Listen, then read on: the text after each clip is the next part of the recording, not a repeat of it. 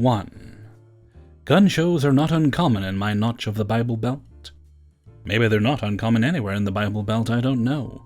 What I do know is that they were definitely not as common where I grew up as they were down here. It was wild to me, a kid who grew up in the Pacific Northwest, to drive down the street and see at least 5 different gun shows being advertised. And it turns out, we just so happened to be the hotel of choice for the folks that rolled into town for one of the bigger events. If you want to picture your stereotypical hunter, big guys with bigger beards, heavy drinkers decked in camouflage and smelling of deer and heat. Some real Robert Baratheon types, minus the horrific boar goring. Boring? The guys who look the bears in the eyes and piss on deer or whatever they do in the woods. Now multiply that by 300 in a hotel of 370 rooms. We were oversold this weekend like every other weekend, which made every ounce of this so much more fun. And come Sunday, all of those hunter types were ready to check out and take their precious haul home. One of those very men came up to my desk and set a coffee cup down in front of me. It's immediately obvious that this isn't his morning cup of joe. There's something in it, but it's definitely not liquid. "I was attacked by this bug in the shower." Now, I wish I could say that the bug itself surprised me. Unfortunately, this is the hot mess hotel, which has been in dire need of repair for the last decade. If the roaches are in the hot cocoa, then it shouldn't be a surprise that they're in the shower. Unfortunately, that's generally regarded as a bad answer in the customer service world. So I put on my best shocked expression and did the whole, "I'm so sorry, this never happens" routine. Throughout all of this, I tried to ignore the cup. I wasn't going to make a big deal of finding this bug and disturbing the 10 other guests trying to check out. Still, I cast an occasional glance at the cup, but the cup is stuffed with a tissue, and aside from a speck of lint, I didn't see anything in my cursory investigation. Once the guest was away, I set the cup behind me to bring up with my manager later, and got to work on the steadily building line. An hour later, my manager sends me on a break. I excuse myself to her office, not far from the desk in case anyone needs help, but far enough away to get some peace and quiet. I take the cup with me, grab a pen, and use it to peel the tissue out. I smooth it out over the desk. I turn it over. I shake the cup. There's nothing. Finally, I sit back in my chair and look at my mess, searching for the Da Vincian code that would lead me to this killer bug. There's nothing. No assorted buggy viscera. There isn't even a single dismembered leg to run insect forensics on. And then I see it. This man, this bearded man who spent an entire weekend oohing and awing at guns and sharp, pointy things, wasn't attacked by a bug at all. He was violently assaulted by a piece of lint. Naturally, I grabbed a coworker and told her about the man who was attacked by a bug. She makes a face, the exact unsurprised face that I wanted to give the man when he came up to me, and I offer to show it to her.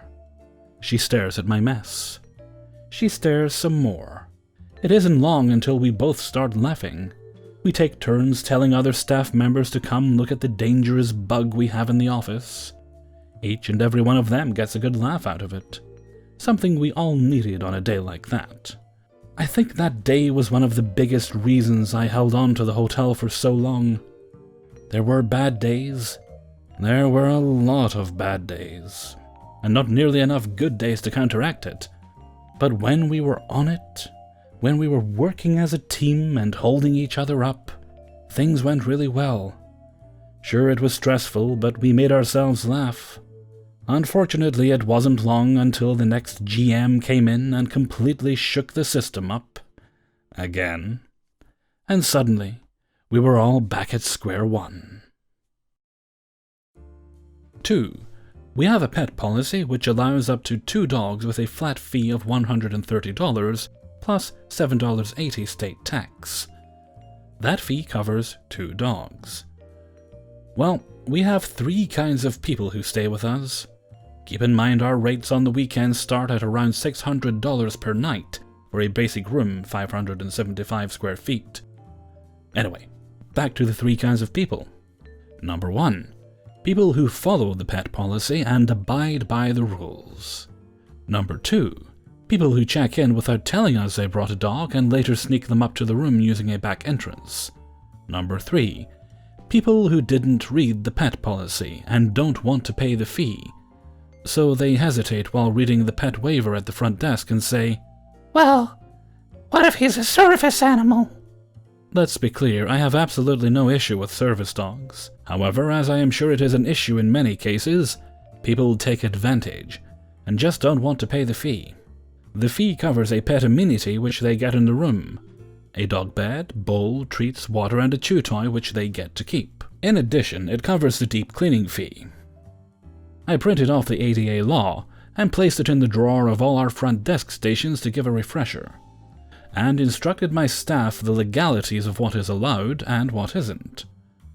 We are allowed to ask, what service does the dog perform? A service dog is not a family pet, and emotional support animals, service dogs in training, and psychiatric animals are not covered under the ADA. Therefore, they are not exempt from the fee. Anyway, now on to the incident. It was Friday, and we had a full turn of house. 155 departures and 150 arrivals. I had just come in for my shift and noticed a lady checking in with a toy poodle and a cat. One of our agents was explaining to her the pet policy, and explained that we do not allow cats at our hotel. The lady explained that this was her emotional support cat, and her poodle was also an emotional support cat. The agent was very clear in explaining that these animals are not covered under the ADA, and that we could not exempt them from the fee, and that the cat would have to leave. This lady had booked online and made no mention of bringing pets. On all of our booking pages it specifies a checkbox to select if you are bringing a dog, and a pop-up displays the pet policy automatically. I decided now would be a good time to intervene since the lady was becoming agitated. I explained to her that due to the nature of the facility and our pet policy, we cannot have cats in our hotel. "But he's an emotional support animal. You have to let me bring it." I showed her the printout which says that these animals are not covered under the ADA because their sole purpose is to provide comfort, and they do not perform a specific service. She begins screaming and saying that she is going to sit here until her son arrives. She goes and sits down in the living room of the hotel and sits there for 2 hours. Finally, she gets up and takes the cat out of the crate and puts it on the floor with food. A manager went up to her and stated that the cat needs to be crated immediately. As soon as he walked away, the lady sneezes, and the cat bolts off through the living room into the restaurant. Well, this is great. We have a cat running through the hotel. The lady is furious at this point, yelling in the middle of the living room, "My cat! Find my cat!" The resort was busy, and no one really had time to drop what they were doing to find this lady's cat. She comes back to the front desk and cuts like 10 people in line to tell me that her cat is missing. I had really had enough of her, so I informed her that I knew, and that the rest of the hotel knew as well with her volume. Finally, the line clears and the lady is running, yes, running up and down the lobby area. The cat was on top of the bookcase in the library, and obviously frightened. I offered to get it down, but apparently the hotel deemed this a liability, and stated that we had to call animal control for the cat. By now, it's almost 8 p.m., and almost 4 hours since this began. She has literally disrupted the whole hotel since everyone is now intrigued by why animal control is in the library. 8:30 p.m., the cat is finally retrieved, and our general manager escorts the lady back to her vehicle and informs her that we will refund her deposit, but that she needs to leave. 8:45 p.m., her son never arrived, and an 8 p.m. wedding reception had to be relocated due to the incident. Our website now requires that people spend at least 15 seconds on the pet waiver before they can continue booking a pet-friendly room. 3.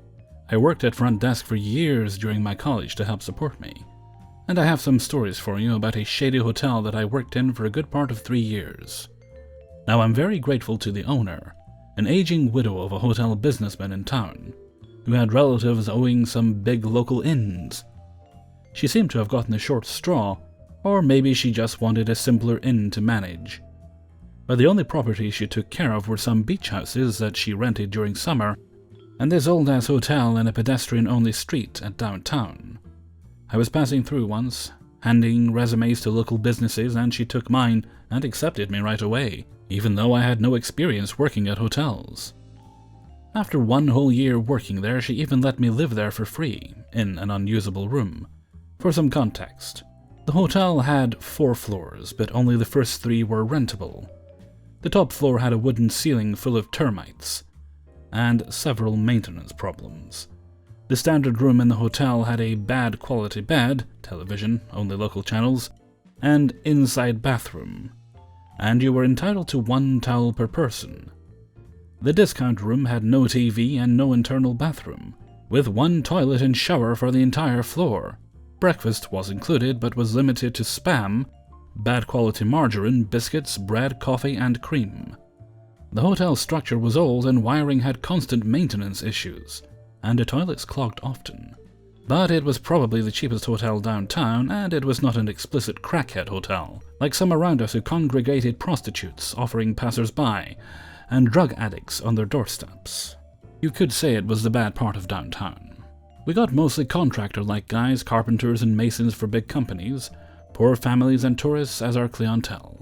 Some backpackers that wanted a private room, people engaged in extramarital affairs or going out for a quickie with a cheap escort. And lastly, we hosted some shady people now and then. Unless someone gave you the creeps or was extremely dirty, and even then, one historian colleague said that, "As long as somebody has money, I will host them." And I abided by that for a while. We shouldn't turn anyone away from the hotel.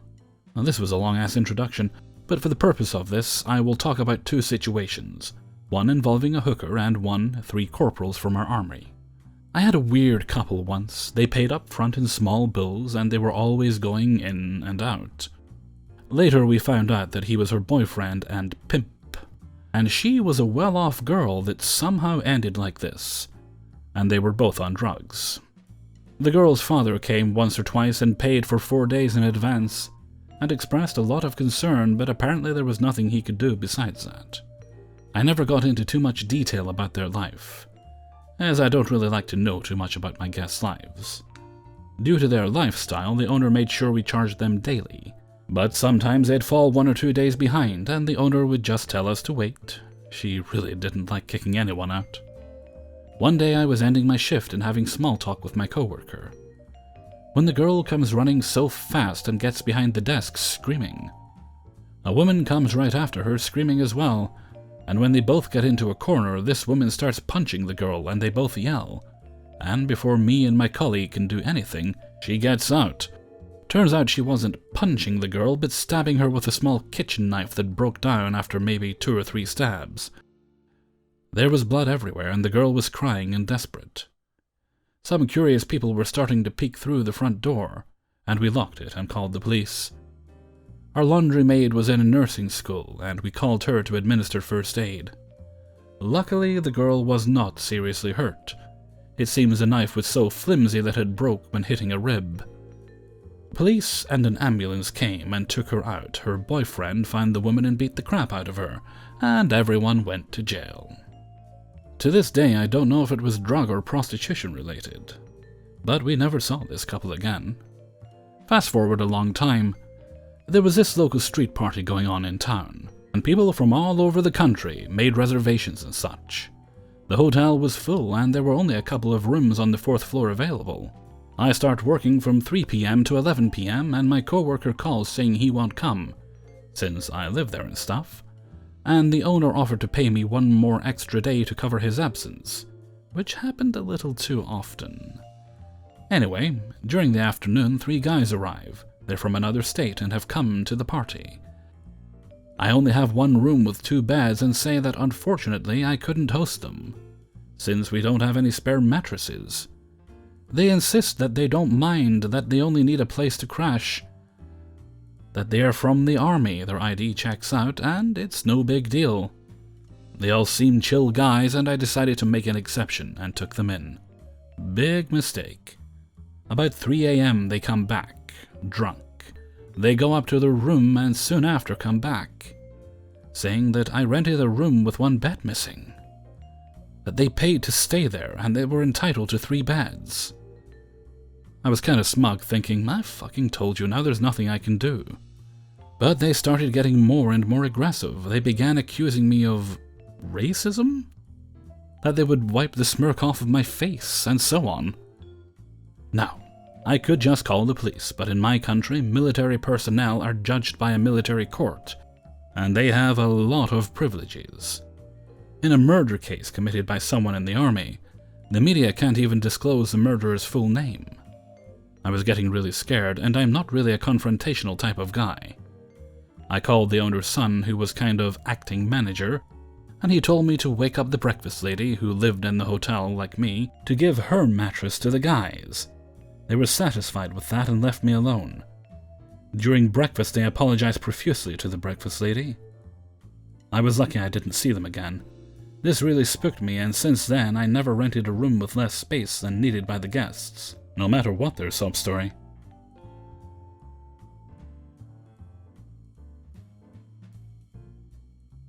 Four. I was on audit shift and it was around 11:30 when Mr. Assad called inquiring about rooms. Thank you for calling. My name is Trixina. How may I help you? Yeah, I'm just leaving McQuacker's hotel. They're sold out for the night, and they told me to check with you. How much for a single night? I'm sorry, sir, I'm sold out of singles for the night. All I have left are our standard rooms with 2 queen beds. The rate is $139 plus tax. $139 plus tax? You're kidding. We just left California, and that's how much the hotels are down there. You can't be serious that people are actually paying $139 plus tax to stay in a hick state like Montana. If doubles are all you have left, you can at least discount it, since you don't have my preferred room type. Sorry, sir, but I only have a handful of rooms left for the night, and I know we'll be selling out, so I can't discount your rate any, unless you qualify for a discount like AAA or AARP. Besides, our singles actually cost more than the doubles. Our singles were selling for $144 plus tax. I want to speak to your manager. I'm the current acting manager. The absolute lowest rate I can do is $109 plus tax. I honestly can't go any lower than that. Fine, we'll take it. How far are you? I give him instructions to get here, and about 15 minutes later, he walks in the door with his girlfriend. You know, she was just praying on the way over here that you'd be able to lower the rate more for us. How does $89 for the night sound? Besides, this hotel isn't even that nice. Sir, I've told you the lowest rate I can offer you. If you'd like a room with us, it's going to be $109 plus tax. Fine. I'll need photo ID and a credit card to get you checked in. I'll be paying for my room with cash. I still need a credit card for incidentals. What do you mean? We require a credit card for incidentals, you know, in case the room is damaged or there are missing items. Do you guys do that because of all the drunkards? I'm sure you guys have problems with the drunks here a lot. This is Montana, after all. I'm flabbergasted. No? We don't really have that sort of issue here. Really, but this is a hick state, isn't it? You guys have rodeos and stuff. I grew up in Wyoming. I know what the rodeo scene is like. So many drunks. We don't really have rodeos in this particular city. Could I please get photo ID and a credit card? There are other guests waiting. At this time, there were a few others in line behind this guy. A couple of them were just staring wide-eyed at some of the stuff this guy was saying, and one guy was trying hard to hold back his laughter. I get the guy's information entered, swipe the card for incidentals. Alright, sir, your total is $117.63.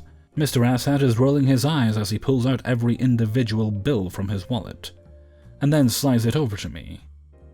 I count it up, but it's only coming to $117 even. Sorry, but you're 63 cents short. You only gave me 117. It's just 3 cents. You're really going to harp me over it? It's 63 cents, sir, not 3. Well, I don't have 63 cents. He rummaged through his pockets for change, opened his empty wallet, and nothing. This asshole then had the audacity to look back to the guests waiting behind him and ask if any of them had 63 cents he could have. They all shook their heads no. I'm handing the guy his money back when he sighs loudly, pulls out an envelope from his pocket, takes $1 from it, and hands it to me. I give him his change and then I hand him his key packet. Okay, here's your room number and the Wi-Fi password. You guys are up on the 3rd floor. Where's my room at? The elevator is down at the entrance. Where's my room at? I need to know where to park. Sir, please, I'm trying to explain to you how to get to your room. God, I can tell I'm in Montana. You can't even tell me where my room is at. At this point, my blood was boiling, and I just snapped. Okay, I tried to be friendly and accommodating to you, despite your ignorance, but I can't take it anymore. You can give me those key cards back, and I'll be refunding your money. You're no longer welcome at this establishment. Really? You can't be serious. I am very serious. I have never been so disrespected in my life before. You insulted me, my home, and my hotel, so you can take your business elsewhere because we don't want it. He stands there quietly, not saying another word. I hand him back his cash and he and his girlfriend walked out the door. I know for a fact that due to his rude actions they had to sleep in the car for the night. We were the only hotel in town that had rooms left for the night, which is why I didn't want to discount him in the first place. I might take a hit from my boss over this if the guy complains, because we ended the night with 3 vacant rooms. But I'll gladly take a little heat over this, than give that bastard the satisfaction of getting away with treating a customer service rep as badly as he treated me. 5.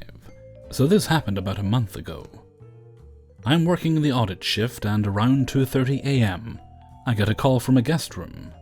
DB, drunk bitch, me, HB, husband. Good morning, thank you for calling guest services. This is I Hate Myself. How can I assist you? I need security to my room, please. Ma'am, are you alright? Please just send security. And she hangs up. I radio for security to come to the guest room, and he says he's on his way. I started checking in a guest and they come down to the lobby. I just want you to know that I'm walking away from this situation. She's drunk right now. I'm not drunk. Oh, he wants me for sex. He puts his hand up and says that he's going to take a walk to cool off, and she cuts in front of the couple I'm checking in. I'm not drunk. He just wants to have sex and I don't want to. I just need a key for my room. I sigh and make her her key, and she heads to the room. I finish checking in the couple and the woman says, Well, that won't last long at all. I chuckle awkwardly and they head up to the room. My security guard shows up and I explain what happened and he goes to talk to the wife. She tells him that she's drunk and that their fighting was over what she chose to wear to dinner. He comes back down and says that everything should be alright and he leaves back to his desk. The husband shows up again and asks for a room key. I start making him a key and he just starts venting. They got married 2 days ago. He's calling her family about her acting crazy and they're on his side. She has some mental issues that she needs to work on. So I don't know what to really tell him, so I'm just nodding my head and not making eye contact. And he asks if I have cigarettes and I tell him that I don't smoke, but I'm willing to drive him to a gas station to buy some. All he has is his ID with him, so I figured, what the hell, I'll make some tip money tonight and he's having a hard time. I tell him I have some cash and that I'll pay for a carton. He couldn't thank me enough. I drive him to a gas station and back to the hotel, and he smokes a couple before coming back inside.